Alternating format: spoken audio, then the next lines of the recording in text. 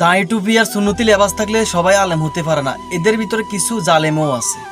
তা না হলে মাদ্রাসার শিক্ষক হয়ে কিভাবে নিজের সমতুল্য একজন মেয়েকে দর্শন করে তার পেটে বাচ্চা জন্ম দিতে পারে? আমাদের বাংলাদেশে এখন অহরহ হয়ে গেছে এটা।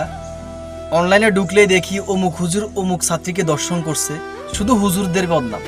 আমি তো ভাবতাছি আমার মেয়েকে আমি মাদ্রাসা ভর্তি করে হাফেজা বানাবো, কিন্তু কিভাবে বানাবো? তাকে হাফেজা বানানো তো দূরের কথা, তার জীবনের কোনো নিরাপত্তা আমি দিতে পারতেছি না তখন। সেজন্য বেশিরভাগ মানুষই এখন তার ছেলে সন্তানকে মাদ্রাসায় ভর্তি করে না, স্কুলে দিয়ে দেয়, শুধুমাত্র কিছু কিছু কুলাঙ্গার বাচ্চাদের কারণে। আজকে দেশের এ পরিণতি, ইসলামের এ পরিণতি। এদের মতো কুলাঙ্গারদেরকে আইনের আওতায় এনে কঠিন শাস্তি দেওয়া হোক। আর ভাই কিসের শাস্তি দিবে বাংলাদেশে? বাংলাদেশের আইন নাই, কানুন নাই, কিছুই নাই। শাস্তি কাদের থেকে চাইতেছি আমরা? যতদিন না এই দেশের আইন ঠিক না হইব ততদিন দর্শন, গণদর্শন, মাদ্রাসার ছাত্রীকে দর্শন, স্কুলের ছাত্রীকে দর্শন, সিপা সাপা যে কোনো জায়গার দর্শন চলতে থাকবে, খুন খারাপি চলতে থাকবে। এ দেশে বিচার নাই, তাই এ দেশে খুন খারাপির দর্শনের কমতিও নাই।